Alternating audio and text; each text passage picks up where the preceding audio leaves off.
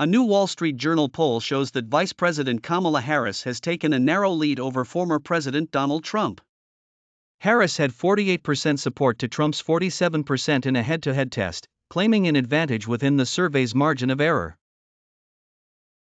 This poll has heightened importance in some ways because it's coming right after the Democratic National Convention, and that convention and the weeks leading up to it were so crucial for Kamala Harris as she tried to, essentially, reintroduce herself to the American public.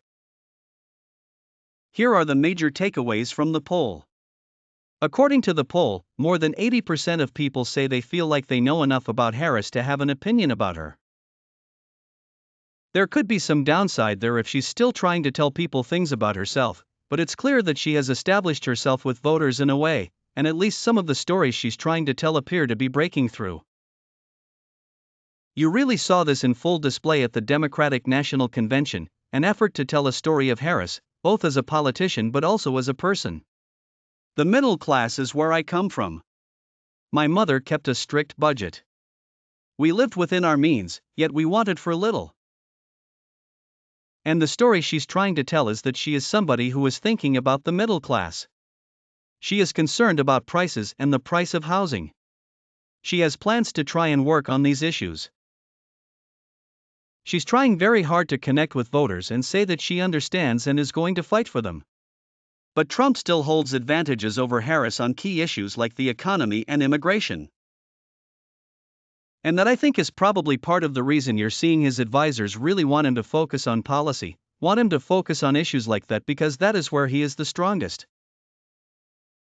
On day one, I will seal the border and I will stop the invasion of millions of people into our country. Harris, on the other hand, has expanded her lead as the candidate best suited to handle abortion rights. And that's significant because we have had a series of elections now where we've really seen huge numbers of people turn out to vote on abortion, and it's going to be on the ballot in some of these key states, so that could be very meaningful for her. Despite falling behind in some policy points, Harris's favorability overall is higher than Trump's, according to the poll.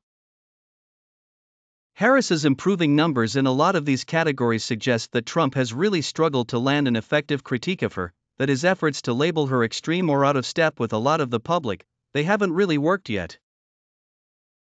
Voters also have a largely unfavorable view of Project 2025, a conservative policy agenda assembled by the Heritage Foundation think tank and its allies. Trump has worked pretty hard to try and distance himself from Project 2025.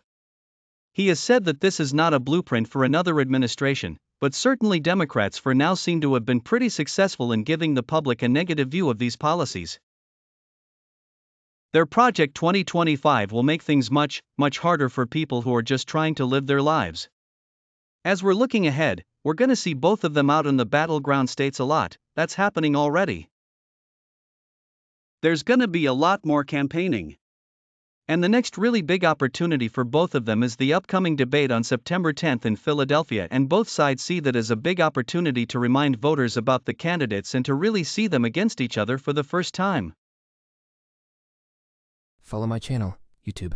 Successful Teacher. Share and like, please.